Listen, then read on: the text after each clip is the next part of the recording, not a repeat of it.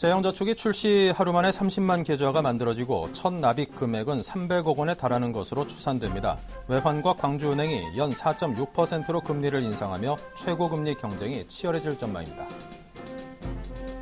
삼성중공업이 지난 2008년 영국 플랜지 LNG로부터 수주한 2조 5천억 원 상당의 액화 천연가스 설비 4척의 공급 계약이 해지됐다고 공지했습니다.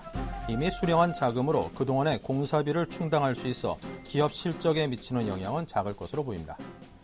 스마트폰 안드로이드 운영체제의 인터넷 사용량이 아이폰의 iOS를 넘어섰습니다. 안드로이드의 웹 트래픽 비중은 37%에 달해 지난 2009년 32%에서 25%로 하락한 애플의 iOS보다 12%나 더 큰 것으로 조사됐습니다. 롯데마트가 대만의 PC업체인 에이스와 손잡고 7인치 태블릿 PC를 19만 9천 원에 출시했습니다. 이는 최근 출시된 아이패드 미니보다 50%나 더 저렴한 것으로 국내 시장에도 저가형 태블릿 시장이 본격적으로 열릴 전망입니다. 안녕하십니까 시청자 여러분. 오늘장 내일장 진행을 맡은 임동석입니다. 자, 오늘 목요일 순서 시작을 하겠습니다. 지금 오늘 우리 장 좀 독특한 조정을 받고 있습니다. 그동안 잘 올랐던 증시가 잠시 숨고르기를 하는 걸까요? 잠시 쉬어가는 양상입니다. 지금 현재 우리 시장은 2004포인트, 540포인트로 양시장이 각각 0.8% 그리고 0.6% 정도 하락을 하고 있는데요. 자, 코스피는 0.79%가 하락한 2004.80에 현재 진행이 되고 있습니다. 네, 코스피 투자 주체별 매매 동향 보면은요, 오늘 외국인과 기관이 쌍끌이로 줄기차게 팔고 있습니다. 개인은 나오는 매도 물량을 계속해서 받아주고 있는 상황이고요. 코스닥은 0.63%가 하락하면서 530선 간신히 지켜내고 있지만 낙폭은 상당히 많이 커져 있는 상태입니다. 코스닥 역시 개인만이 사들일 뿐 기관과 외국인이 팔고 있습니다. 그나마 외국인이 조금밖에 안 팔고 있는 게 위안이 됩니다. 원달러 환율입니다. 1086.7원으로 4.1원이 올라 있습니다. 네, 오늘장 내일장 저희가 준비한 일부 주요 내용들부터 소개해드리겠습니다. 네, 먼저 마감 전략입니다. 황규섭 팀장과 함께 증시 조정을 두려워하지 말자는 주제로 또 화학주가 낙폭이 확대되고 있는데 신규 매수가 가능한지 알아보겠습니다. 2000포인트 공방을 벌이고 있는 코스피 또 코스닥의 고점 논란에 따른 대응 방안은 무엇인지 또 알려드리겠습니다. 최재식 팀장과 함께 애널리스트에게 듣는다. 코스피가 미국과 일본을 못 따라가는 이유는 무엇인지 알아보고요. 안보리 대북 제재 결의안 표결에 따른 전략도 듣겠습니다. 네, 지점장의 촉은 이진행 지점장과 함께합니다. 미국 증시의 추가 상승이 가능할지, 코스닥 시장의 강세 흐름이 앞으로도 향후 이어질 수 있을지 전망해보고요. 7일간의 수익 다이어리에서는 이기택 과장과 백산에 대해서 살펴보겠습니다. 여러 이유들이 있다고 합니다. 네, 먼저 대신증권 컨설팅 랩의 최재식 팀장을 연결합니다. 안녕하십니까? 네, 안녕하십니까? 네, 자, 오늘 하락 조정을 받고 있는 우리 장 특징부터 정리해 주십시오. 네, 전반적으로 외국인들이 현선물을 동시에 순매도를 하고 있습니다. 그래서 대형주가 지수 하락을 주도하고 있고요. 오늘 하락은 원 약세가 좀 더 가속화되었습니다. 장중에 엔달러 환율이 94엔대를 돌파를 하게 됐고요. 또 유엔 안보리의 고강도 대북 제재 표결이 오늘 밤에 있습니다. 그리고 코스피가 박스권 상단, 최근래 상단에 도달하면서 따른 부담으로 전체적으로 약세를 보여주고 있습니다. 자, 미국과 일본 증시는 사상 최대치를 연일 기록하고 있습니다. 상당한 강세인데요. 그에 비해서 우리 코스피는 그만큼 좀 못 미쳐서 아쉽습니다. 그 이유가 무엇이라고 분석하십니까? 네, 기본적으로 우리나라는 수출 비중이 거의 70%가량 아주 높은 상황인데요. 이러한 수출 비중이 높은 상황에서 가장 강력한 경쟁국인 일본의 통화가 약세를 보이고 있는 것이 가장 문제가 되지 않나 싶습니다. 그동안 일본의 통화가 강세를 틈타서 우리나라 제조업이라든지 전반적인 수출 비중이 수출에 대한 이제 긍정 효과가 많이 있었거든요. 그런 부분이 주요 수출로 잘 나왔었고요. 하지만 작년 이제 가을 이후로는 이제 약세가 되면서 우리나라 수출 관련 주라든지 또 전체적인 세계 경기가 약하게 회복이 되는 전개의 국면, 이런 종합적으로 결론되면서 우리나라 증시가 미국 증시의 사상 최고치 경신 이런 흐름에도 편승하지 못하는 것 같고요. 일부 개별적인 흐름이 전개되는 것 같습니다. 앞으로 뭐 좀 더 뭐 이런 부분들에서는 뭐 계속 좀 이슈가 되지 않을까 싶습니다. 네. 자, 그렇다면 오늘 조정을 받고 있는 코스피의 조정, 앞으로도 당분간 지속될 것으로 내다보시는지요? 네, 저는 아직 뭐 일단 오늘 뭐 장중에 2천선 하향을 하게 됐는데 저는 아직 근본적인 뭐 하락에 대한 큰 이벤트가 발생했다고 생각은 들지 않습니다. 근본적인 하락의 배경이 되는 부분에서는 뭐 유동성 정책의 변화가 글로벌하게 있어야 되고요. 그리고 단기적으로 뭐 1분기 실적에 대한 그 검증에 대한 결과물이 이제 4월 5일부터 있을 것입니다. 적어도 4월 달에 대형 실적 전까지는 우리나라 증시가 조정이 있다 하더라도 뭐 여러 가지 잠깐의 수급적인 영향이라든지 그런 부분으로 조정을 받을 수는 있겠지만 근본적인 하락으로 계속 진행되기 힘들지 않을까 싶습니다. 그래서 저는 뭐 현재 약세가 조금 더 뭐 이렇게 하더라도 저가 매수를 해야 되는 생각이겠고요. 그리고 4월 달 기업 실적 발표 시즌 가서 아무래도 결국 엔 약세에 대한 뭐 피해라든지 여러 가지 그리고 세계 경기가 약하게 회복이 된 부분 이런 걸로 인해서 지수 하락에 영향을 주지 않을까 싶습니다. 네. 자, 그동안 상대적으로 강세를 보였던 코스닥이 오늘은 함께 쉬어가는 모습을 보이고 있습니다. 쉬었다가 다시 달릴지 아니면은 지금 약간 과열된 상태다라고 분석하시는 분들도 있는데 지금 이즈음에서 좀 멈출 것인지 궁금한데요. 네, 일단 뭐 코스닥의 종목들 특히 뭐 바이오, 헬스, 뭐 스마트 기기, IT 이런 것들이 많이 포진되어 있어서 뭐 이들 종목들은 엔 약세와 관련돼서 덜 영향을 받는 것이었었고요. 또 일부 헬스케어 이쪽은 뭐 신정부에 대한 정책 기대 수혜가 있었습니다. 그렇다 하더라도 주가에 충분히 반영된 중성주들이 많아지고 있음을 고려를 해야 되지 않을까 싶고, 그래서 실적 대비 그 과대평가 가능성이 있는 종목에는 상당히 이제 신규 투자에는 조심을 해야 되지 않나 싶습니다. 그리고 코스닥 지수 자체가 2008년 금융위기 이후에 10개월 포워드 PER로 상단이 한 11.2배였었는데 현재는 12.4배가 됩니다. 그래서 약간 프리미엄을 받고 있는 상황이고 또 다른 일 말하면 약간 이제 그 오버슈팅이 많이 되는 부분도 있을 수 있습니다. 그래서 일단 전체적으로는 그 쉼없이 올라간 부분이 많이 있었고 해서 좀 조정이 더 있지 않을까 싶고 그렇지만 아직 아까 앞서서 코스피에서 얘기했었지만 그 기업 실적이 본격적으로 나오는 시즌은 4월 달부터 나오기 때문에 그 전에 코스닥 흐름이 완전히 꺾여서 쭉 빠지기는 너무 이르지 않나 싶습니다. 그래서 실적 부분에서 좀 괜찮아진 종목들은 뭐 좀 더 뭐 관심을 두고 또 많이 반영된 주식은 좀 더 보수적으로 대응해야 되지 않나 싶습니다. 네. 자, 오늘 밤에는 유엔 안보리의 고강도 북한 관련된 제재 결의안 표결이 있습니다. 자, 앞으로 시장이 이에 따라서 상당히 영향받을 가능성도 있다고 보여지는데요. 그에 따르는 전략은 어떻습니까? 예, 뭐 그 산자 핵실험 문제라든지 그에 따른 북한의 뭐 경고성 발언 그리고 또 유엔 안보리의 이제 그 대북 금융 제재에서 또 한 발 더 나아간 고강도 제재 뭐 이런 부분이 전개되고 있는데 뭐 이런 정치적인 문제를 뭐 저희가 예측할 수 있는 부분도 아니죠. 그런데 저는 뭐 이번 뭐 벼랑끝 전술을 북한이 하고 있지만 뭐 실제적인 도발 행위 여러 가지 이제 그런 위기가 더 확대되지는 않을 거라 생각됩니다.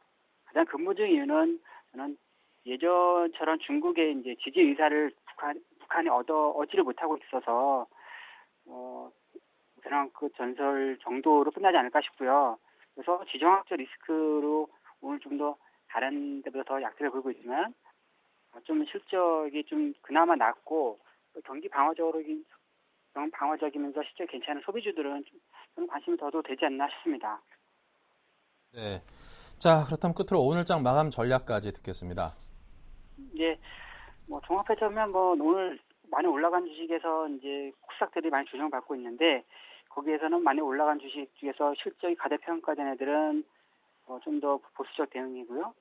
그리고 뭐 종목을 더 압축을 해서 이제 그 4월달 실적 시즌까지 고려한 대응이 필요할 것 같고요. 그리고 그 계속된 뭐 핵심 업종은 저는 뭐 계속 그 신정부 정책 수혜 업종의 헬스케어라든지 고환율 업종의 IT, 경기 방어 업종에서 중국 소비 수혜주 쪽 화장품, 의류 OEM, 음식료 쪽을 보고 있습니다. 그래서 기타 소재 산업재 부분은 아직까지는 뭐 확인된 부분이 많아야 될 것 같아서 현재는 아니고요. 이쪽 중심으로 종목별 대응이 필요하지 않나 싶습니다. 네, 알겠습니다. 자, 이렇게 해서 오늘 장 마감 전략까지 여러분께 들려드렸습니다. 오늘 장 얼마 남지 않았는데요. 오늘과 내일 잘 한번 이 말씀 참고하셔서 대응하시기 바랍니다. 지금까지 대신증권 컨설팅랩의 최재식 팀장이었습니다. 감사합니다. 네, 감사합니다.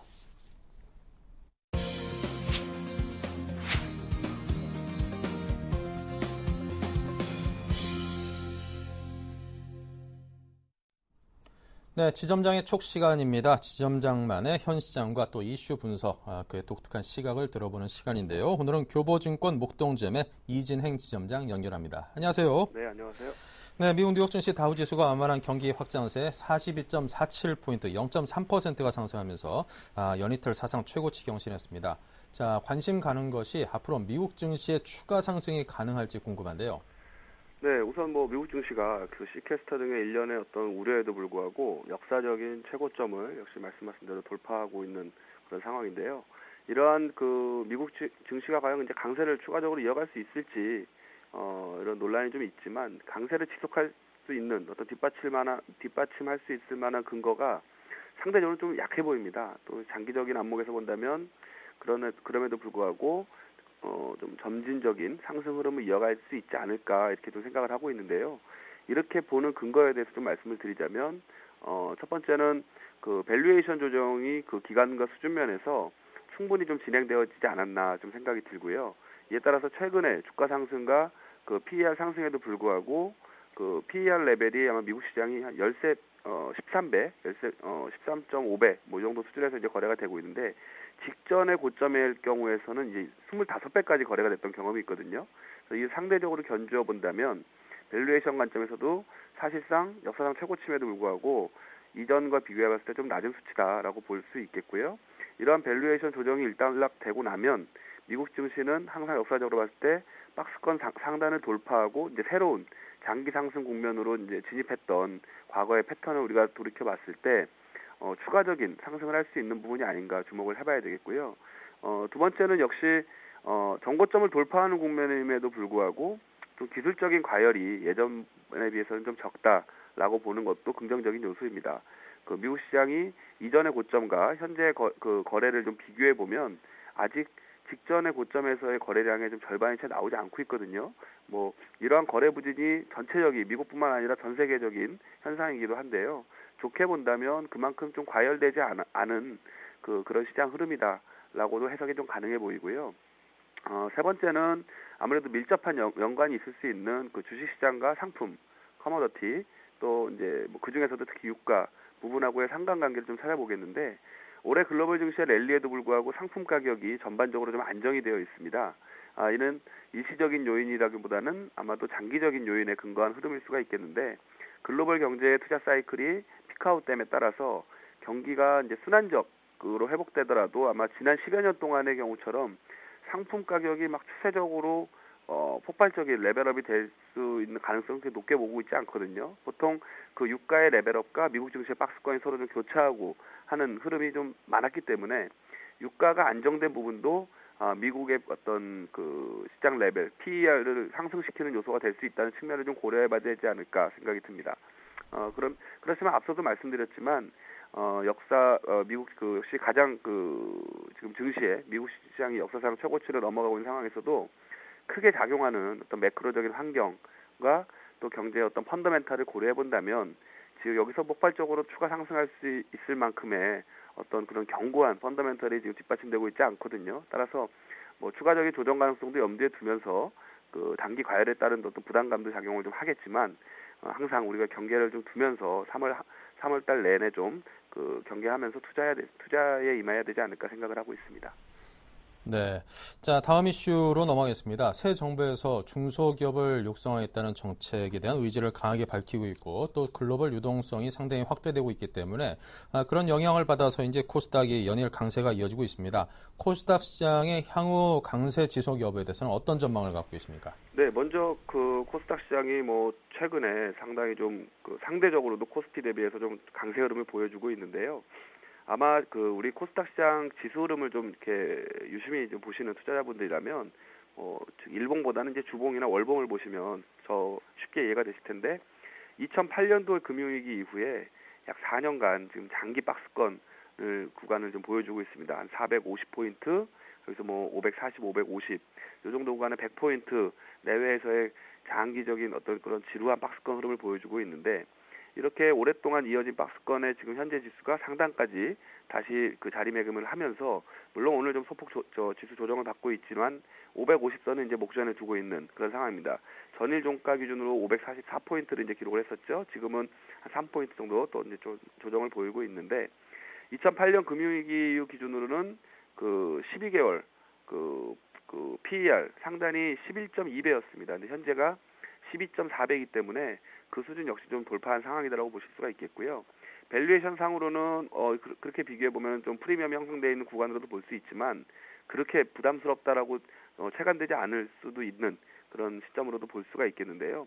코스피 대비 상대 지수나 상대 PER 비교 측면에서도 역시 박스권 상단에 걸려 있는데 어떤 지수가 추가적인 릴레이팅을 하는 구간에서는 이런 현상들이 좀 나타났었고 이런 최근의 코스닥 시장의 강세가 우리 시장뿐만 아니라 글로벌 주식 전체적으로도 어떤 글로벌 트렌드의 중소형주 강세 흐름에서의 어떤 일환으로도 볼 수 있지 않을까 생각이 들고요.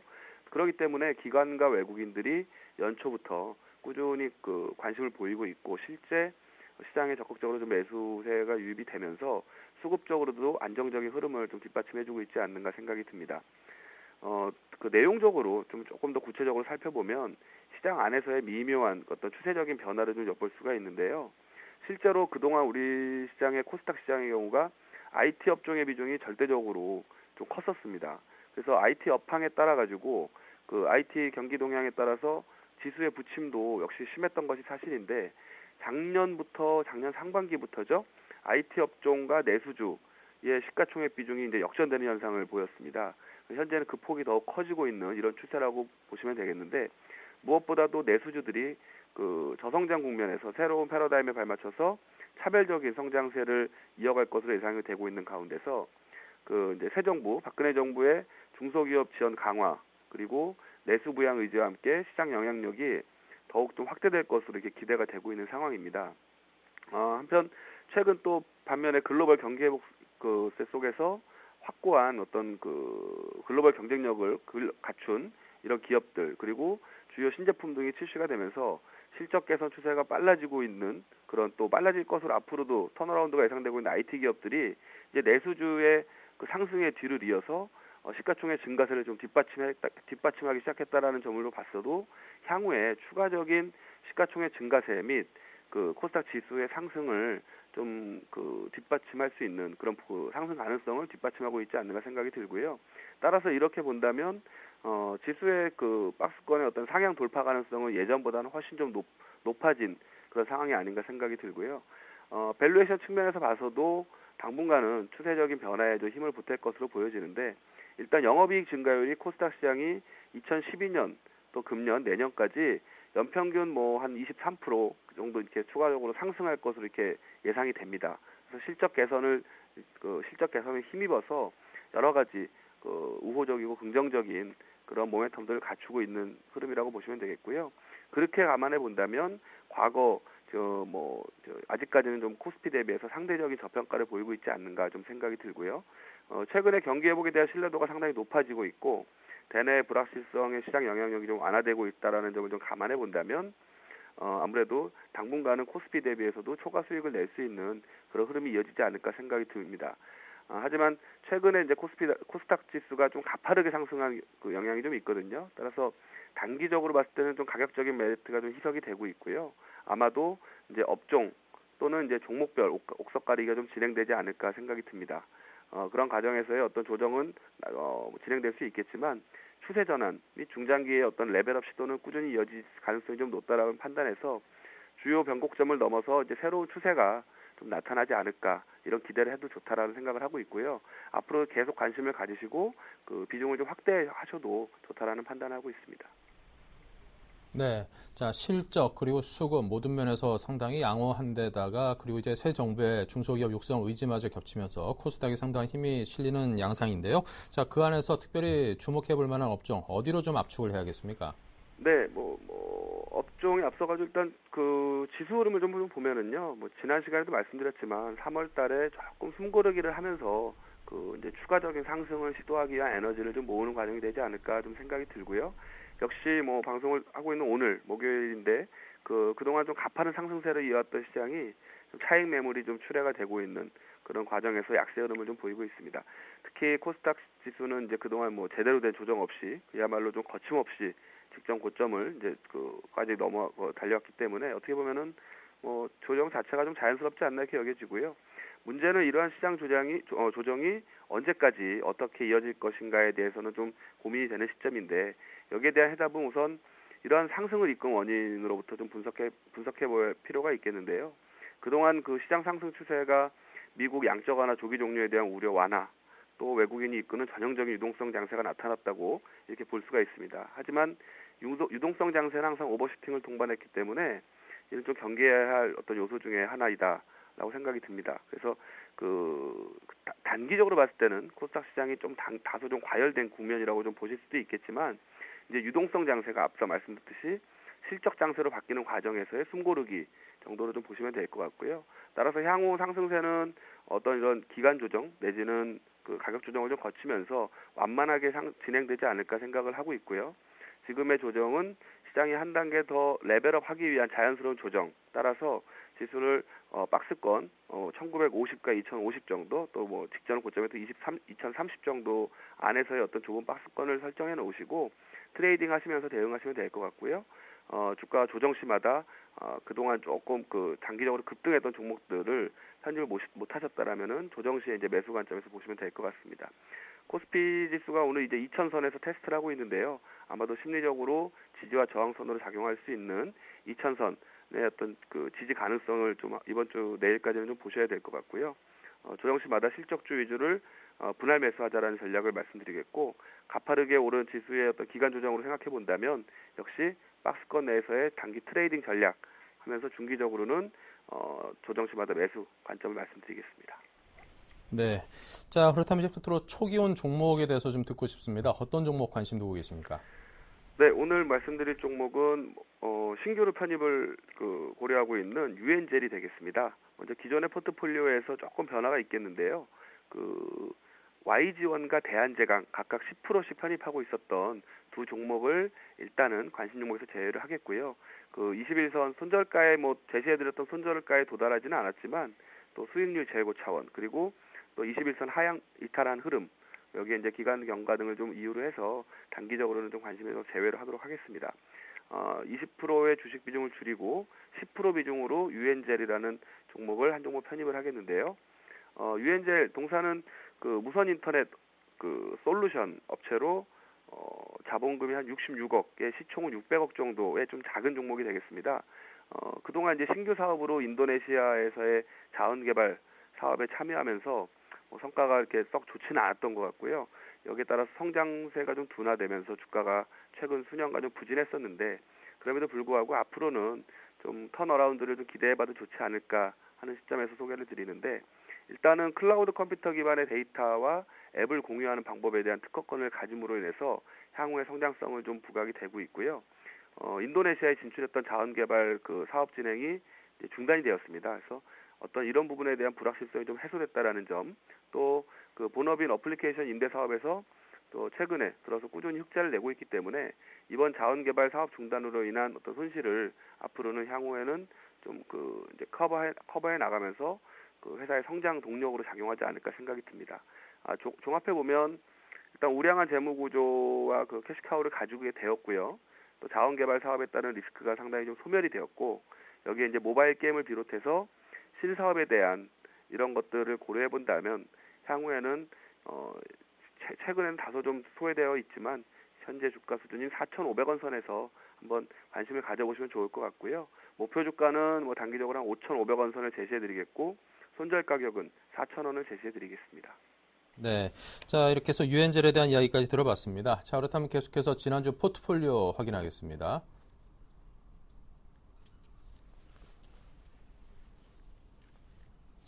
네, 지금 현재 전 종목이, 전 그 자금이 다 종목으로 편입되어 있습니다. 마크로젠, 한화, 제일모직이 각 20%씩 60%를 차지하고요. YG원 등 4개 종목이 10%씩 100% 모두 주식으로 편입되어 있는 상황이었습니다. 네, 포트폴리오 수익률을 보면요. 현재 한화가 11%로 수익이 상당히 큽니다. 그 밖에 네페스, 성우 하이텍도 27.9%, 18.1%로 역시 두 자릿수 수익을 보여주고 있고요. 마크로젠까지요. 두 종목이 손실이 나 있습니다. 대한제강과 제일모직 7% 마이너스 3%대로 수익에 비해서 손실은 상당히 적은 편입니다. 대부분의 종목을 보유 의견 제시했고요. 대한제강과 그리고 YG원은 매도 의견을 내셨었네요. 네, 자, 이 종목들에 대해서 AS 듣겠습니다.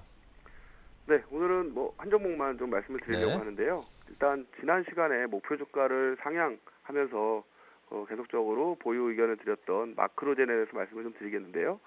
그 최근에 이제 그 4만 원 선까지 그 상승한 이후에 단기적으로 전일과 금일 조금 소폭 조정을 받고 있는데요.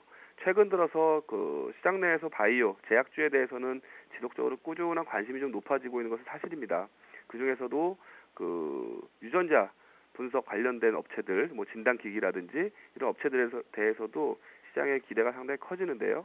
그 2012년에 그 유전자 관련 분석 시장 규모가 한 600억대였다면은 내년까지는 한 2배 이상 그 시장이 한 1,200억 원대로 좀 성장할 것으로 예상이 되고 있고요.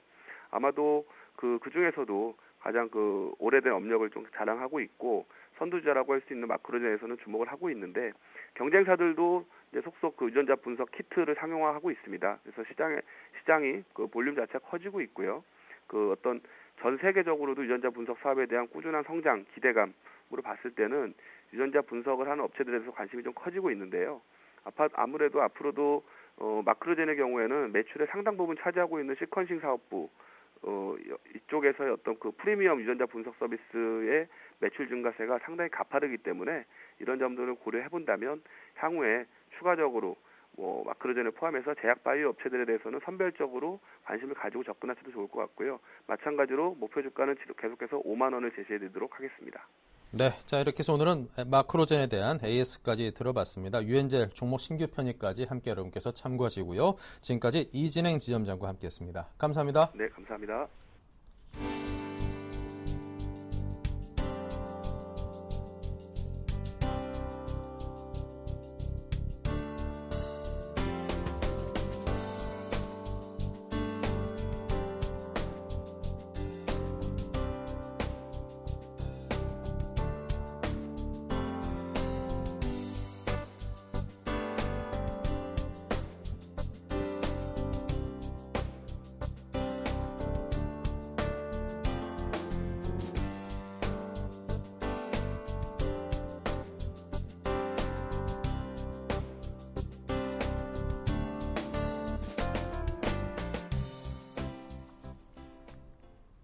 네, 한 주일간 수익을 낼 수 있는 종목 알아볼까요? 7일간의 수익 다이어리 코너입니다. 먼저 지난주 수익률 체크부터 합니다.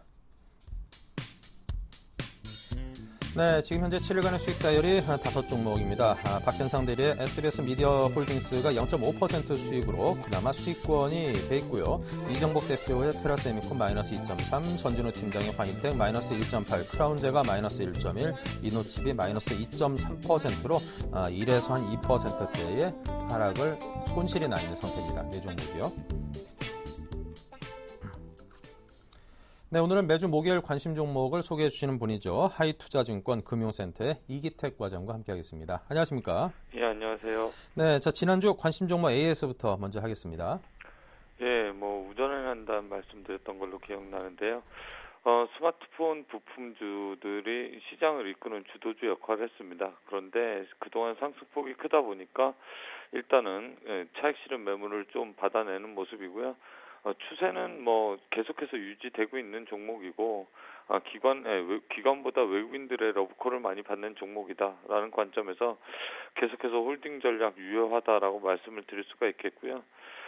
지금 현재 뭐 21선을 터치하지 않는다라고 하면 일단은 여기서 홀딩하고 좀 더 추세를 이어간다라고 하면 주가는 한 단계 레벨업 될 가능성이 높다.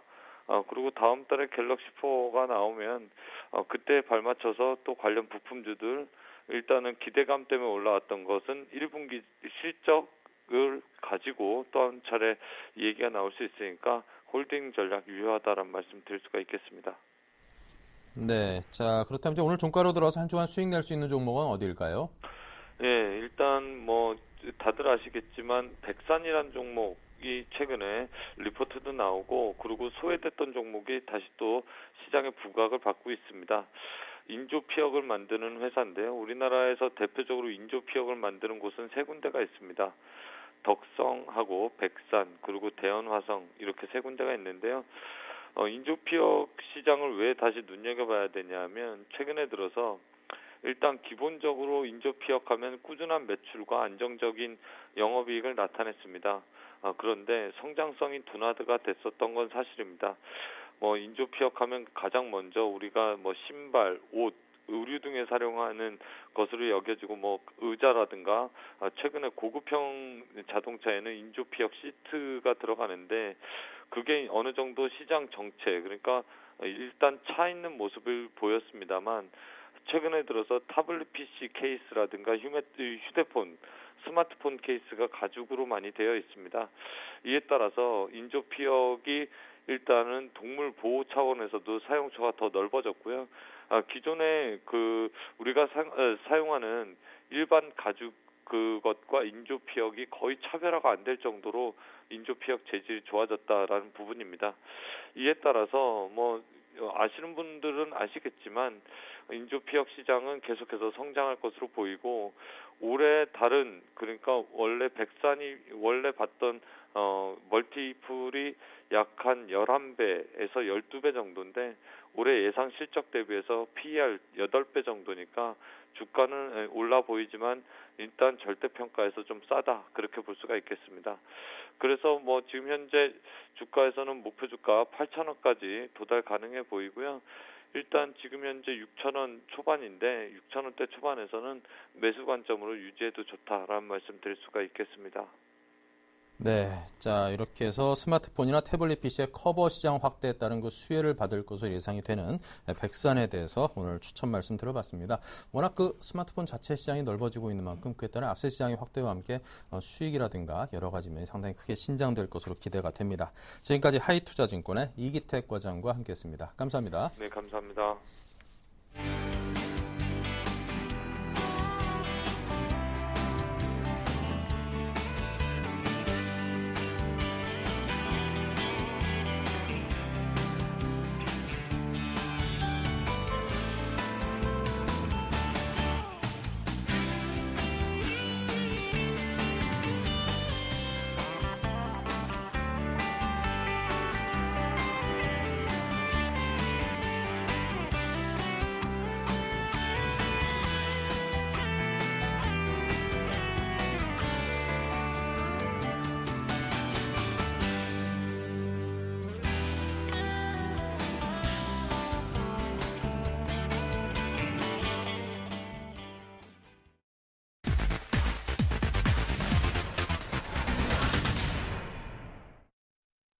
네, 지금부터는 오늘장 마감 전략을 세워보겠습니다. 자, 황규섭 팀장, 플래네이 투자연구소를 이끌고 계시는 황규섭 팀장과 함께하겠습니다. 어서 오십시오. 안녕하세요. 네, 자 먼저 오늘장 특징과 함께 마감 전략을 세워보겠습니다. 기관과 외국인의 수급 악화로 좀 증시가 조정을 받는 모습인데요.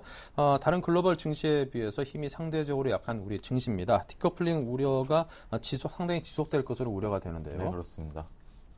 네, 일단 뭐 코스피 시장부터 잠깐 말씀을 드려야 될 것 같은데, 일단 뭐 기관과 외국인의 수급 악화가 다시 한번 이제 증시 조정을 좀 이끌고 있다고 먼저 말씀을 드리도록 하겠습니다.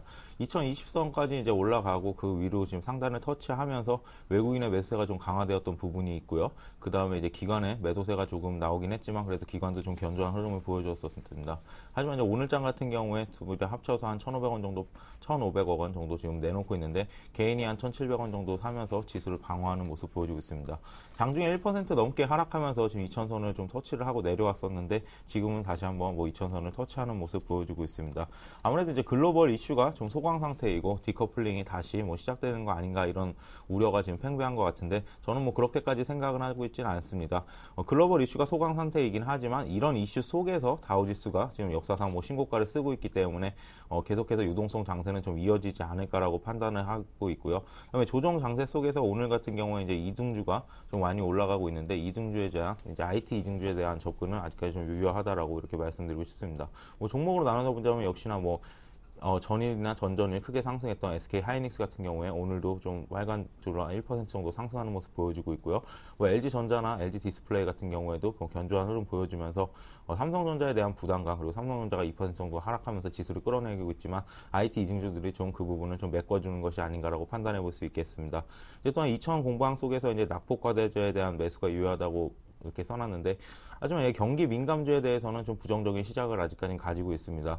뭐 전일장 뭐 조선주라든지 이런 부분들이 좀 상승하긴 했지만 단기적인 뭐 석유 운반선이라든가 그런 수주권에 의해서 올라갔지 아직까지 조선 업황이라든지 이런 부분들이 개선되기엔 좀 힘들다라고 판단이 되고 있기 때문에 접근을 한다면 낙폭 과대됐던 종목 중에서 이제 건설주라든지 이런 섹터별로 좀 접근을 하셔야 되겠고 아직까지 뭐 화학주나 그런 뭐 기타 조선주라든지 이런 민감주 쪽에는 좀 접근이 좀 아직까지는 유효하지 않지 않은가라고 판단을 하고 있습니다. 네. 자, 증시가 조금 힘이 그다지 강하지 않은 상황에서 이제 코스피는 2,000선을 좀 지켜낼 수 있을지에 대한 공방, 그리고 코스닥은 그동안의 박스권인 550선을 돌파해낼 수 있을지 아니면 지금 약간 과열권인지에 대한 의견이 엇갈린 데서 나온 공방 등이 뜨겁습니다. 이 점에 대해서는 어떤 전망을 내리고 계십니까? 일단 코스피 시장을 먼저 살펴본다면 삼성전자를 지금 봐야 될 것 같은데요. 삼성전자가 전고점을 뚫지 못하고 지금 뭐 3% 정도 가까운 하락폭을 보이고 있고 151만 5천 원 선에서 지금 머무르는 모습 보여주고 있습니다. 아무래도 이제 기관의 차익 실현 물량이라든지 외국인의 매도세가 좀 강화가 되고 있기 때문인데요. 이렇게 생각하면 좋을 것 같습니다. 그동안에 기관 투자자들이 이제 2,000선만 넘으면 시장에서 나왔던 얘기가 이제 펀드 환매 물량이라든지 그런 차익 실현 물량들이 좀 나오는 것이 아니냐고 판단이 됐지만 예전과는 좀 상황이 좀 많이 달라졌다고 생각을 하고 있습니다. 글로벌 뭐 증시가 좀 많이 올라오는 상황에서 글로벌 뭐 이슈들도 많았고요. 그런 부분들이 잘 소강이 되는 상태에서도 지금 1900선에서 1950선에서 꾸준히 지금 지지를 받아왔고 1950선 하방 지지 테스트를 겪어왔고요. 그런 부분에서 펀드 물량은 어느 정도 소화가 됐다고 생각을 합니다. 예전에 펀드 물량 때문에 무너졌을 경우를 생각해 본다면 1700에서 1800선 그 선이 올라왔을 때 펀드 물량들이 많이 들어왔다가 이제 그 자금들이 2000선을 터치하면 다 지금 내보내는 모습이었지만 지금 같은 경우에는 가격대 선이 1950선에서 2000선 그 가격대에 머물렀던 기간이 한 달에서 두 달 정도이기 때문에 그 가격대에서 들어왔던 펀드 물량이 2000선을 바로 터치했다고 해서 내려올 것 같지는 않습니다. 다만 이제 외국인의 매수세가 좀 약화가 되고 이제 다음 주에 있을 쿼드로플 위칭데이 그것 때문에 좀 내려오는 경향이 있는 것 같은데 그런 수급적인 부분보다는 앞으로 향후 이제 계속해서 터치를 하고 있기 때문에 이번에 2050선을 돌파한다면 매물대 자체가 별로 없습니다. 매물대 자체가 거의 없기 때문에 글로벌 증시와 마찬가지로 좀 크게 상승하지 않을까라고 좀 판단을 해볼 수가 있겠습니다. 그리고 이제 글로벌 시장의 이슈를 한번 살펴본다면 언제부터 우리나라 시장이 예전에 뭐 다른 나라 정치라든지 이런 이슈를 지금 확인했는지 모르겠지만 아무래도 디커플링 현상이 계속 되다 보니까 계속해서 좀 신경을 쓰고 있는 것 같습니다. 하지만 우리는 이 점을 한번 생각을 해봐야 되겠죠. 지금 다우지수가 꾸준히 지금 상승을 하고 신고가를 내고 있는 이유는 단 한 가지입니다. 경제지표 호조 뭐 이런 거 다 있지만 그런 그런 이슈들 때문이 아니라 결국에는 유동성의 공급이 계속해서 이루어지고 있고 버냉크 이장의 이집을 통해서 그리고 미국 연준이라든지 이런 그 지도자들의 입을 통해서 유동성 공급은 계속해서 이루어져야 된다라고 지금 말을 나왔기 때문에 그런 부분 생각해 본다면 글로벌 증시는 꾸준히 좀 상승을 할 수 있을 거고 그 유동성 자금이 꼭 우리 지금 일본이라든지 중국 쪽에 많이 들어가고 있지만 그 유동성 자금이 언제까지 그쪽으로 공급되지는 않을 거고 우리나라에도 분명히 온다고 생각을 한다면 결국에는 우리 증시도 좀 상방으로 좀 강향을 잡지 않을까라고 판단하고 있습니다. 이제 그럼 이제 코스닥 시장을 한번 봐야 될 것 같은데 코스닥 시장 같은 경우에는 저는 한 4, 5년 동안에 박스권이 450선에서 550선이라고 판단을 할 수가 있겠습니다. 오늘 같은 경우에 544선을 좀 넘었다가 541선까지 좀 내려오는 모습 보여주고 있는데, 역시나 코스닥 시장도 차익 실현 매물에 의해서 장중에 1% 넘는 하락폭을 보였다가 지금 한 0.5%로 좀 낙폭을 좀 축소하는 모습을 보여주고 있습니다. 이렇게 지금 하락폭을 이끌고 있는 것은 휴대폰 부품주가 지금 모두 지금 거의 오르고 있는 종목이 없을 정도로 좀 빠지고 있는데, 아무래도 뭐 파트론이라든지 이런 부분들, 그리고 자화전자, 그리고 카메라 모듈 부품들부터 시작해서 그동안 가장 잘 나갔다고 생각되는 뭐 케이스 업체들, 모베이스라든지 뭐 이렌텍 이런 업체들이 좀 조정을 받고 있는 것으로 판단이 되고 있습니다. 하면 이런 조정은 단기적으로 좀 그칠 것이라고 생각을 하고, 기관들이나 외국인들이 매수를 했던 시점 자체가 지금 가격대보다 20%, 30% 정도 빠진 가격대이기 때문에 그 물량을 지금 당장에 다 쏟아낼 것 같지는 않습니다. 그리고 또 540선은 이렇게 지켜주고 있고, 예전 같은 경우에는 예전과 또 다 코스닥 시장도 다르다고 느껴지는 게, 예전 같은 경우에 코스닥 시장이 540선을 넘고 상방을 터치하면 큰 폭으로 빠졌었습니다. 하지만 지금 양 이틀 동안 좀 어느 정도 버텨주고 있고요. 오늘 같은 경우에는 뭐 개인이 460원 정도 사고 있고, 그다음에 외국인이나 뭐 기관은 좀 팔고 있지만, 어제 같은 경우에도 외국인과 기관이 양매도가 나오다가 결국에는 외국인의 매도세가 좀 축소가 되고 외국인이 매수를 해주면서 상방을 좀 지켜줬던 부분이 있습니다. 그렇기 때문에 코스닥도 이번에 계속 두드렸기 때문에 550선을 충분히 넘을 수 있을 거라고 생각을 하고, 단기적인 조정에 좀 거치지 않을까라고 판단을 해볼 수가 있겠습니다.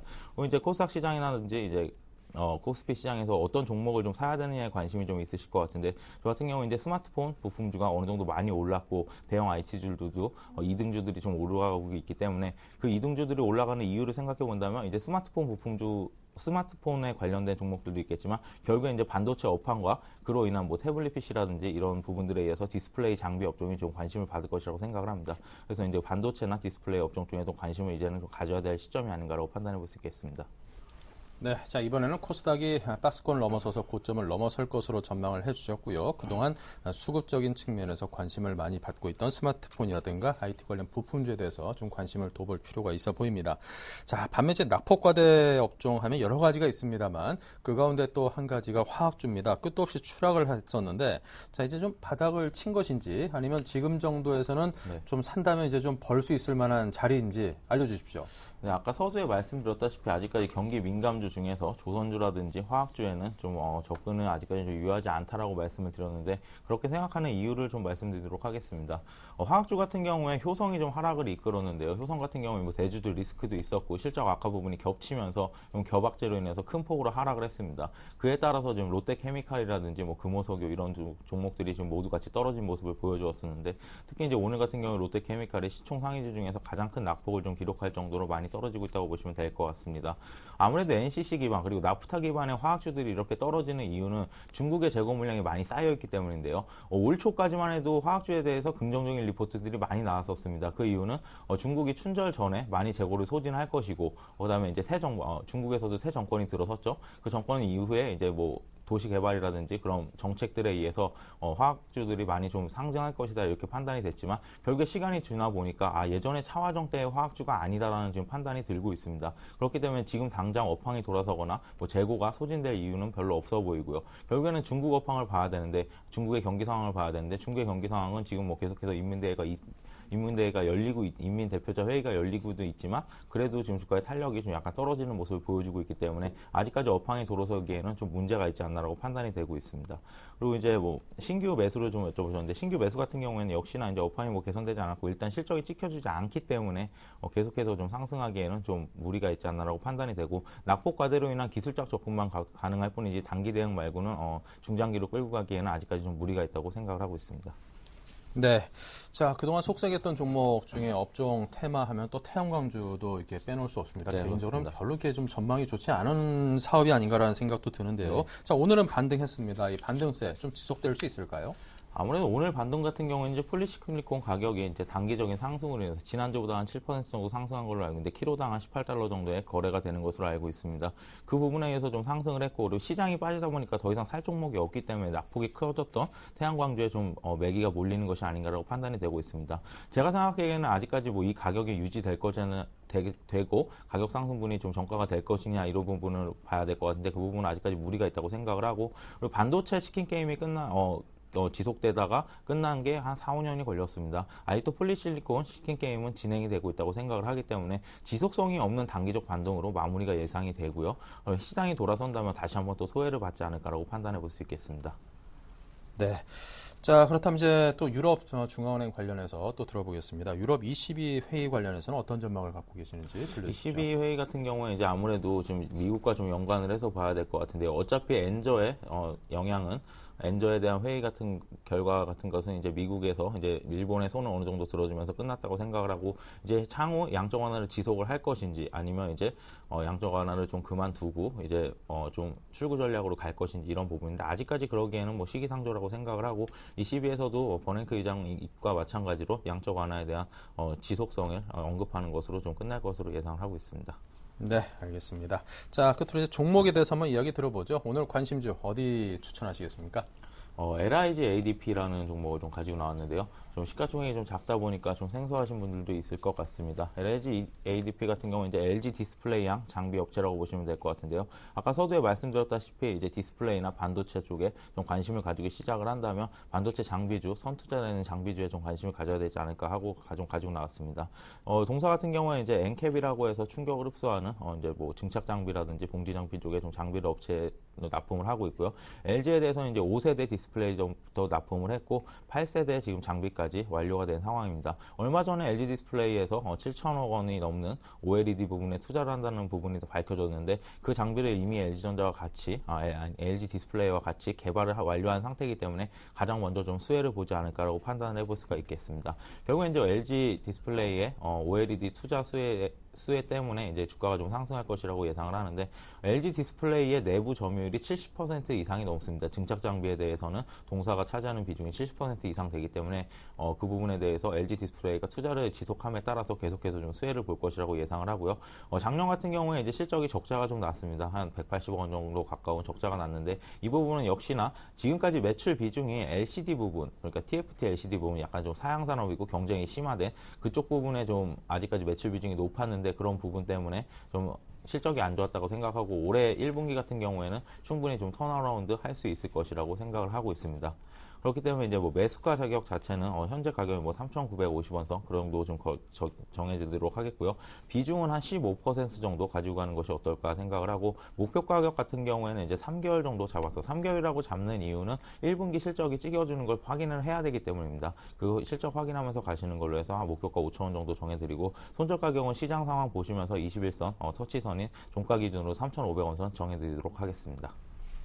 네, 자 이렇게 해서 오늘은 LIG ADP에 대해서 추천을 받아봤습니다. 이 종목에 대해서도 여러분께서 꼼꼼히 챙겨보시고요. 자, 오늘 황규섭 팀장님과 함께 했습니다. 오늘 감사합니다. 감사합니다. 네.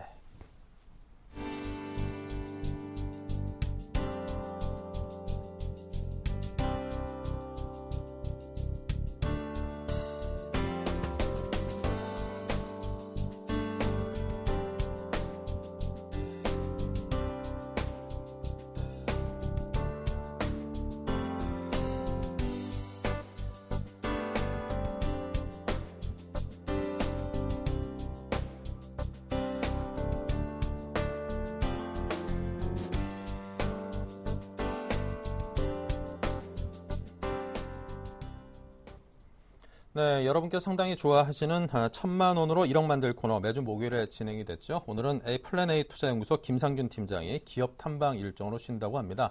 여러분께 보다 더 좋은 정보를 제공해드리기 위해서 기업 탐방으로 쉬는 거니까 이해해 주시기 바라고요. 자, 기업 탐방 같은 결과에 대해서는 다음 주에도 여러분께 자세히 전해드린다고 하니까 기대하시기 바랍니다. 현재 김상균 팀장님의 1억 만들기 수익률을 제가 대신 점검을 해드리겠습니다. 네, 상당히 좀 복잡하죠. 지금 모베이스와 이렌텍이 각 20%씩으로 40%의 비중으로 편입이 되어 있습니다. 어버브 반도체, 자화전자, 연희정보통신, TJ 미디어 등등 6개 종목이 각 10%씩으로 60%의 점유를 하고 있습니다. 지난주에 비해서 포트에 대해서 변화는 없고요. 수익률은 그동안 워낙 높았었기 때문에 지금은 살짝 조금은 떨어져 있는 상태입니다. 하지만 그럼에도 절대적인 수익률은 굉장히 높습니다. 모베이스가 90%, 이렌텍이 73%의 꿈의 수익을 달성하고 있고요. KMW가 10%, 연희정보통신 16%, 자화전자 12%, 어버브반도체 15% 등등 대부분의 종목이 두 자릿수의 수익을 거두고 있고 펜엔터만이 유일하게 마이너스 8% 손실을 보고 있는 상황입니다. 네, 다음 주 뵐 때까지는 더 높은 수익을 기록하고 있을 수도 있으니까요. 기대를 한 주일 동안 해보겠습니다. 자, 1부 여기서 마치고요. 잠시 후 2부에서 이어가겠습니다.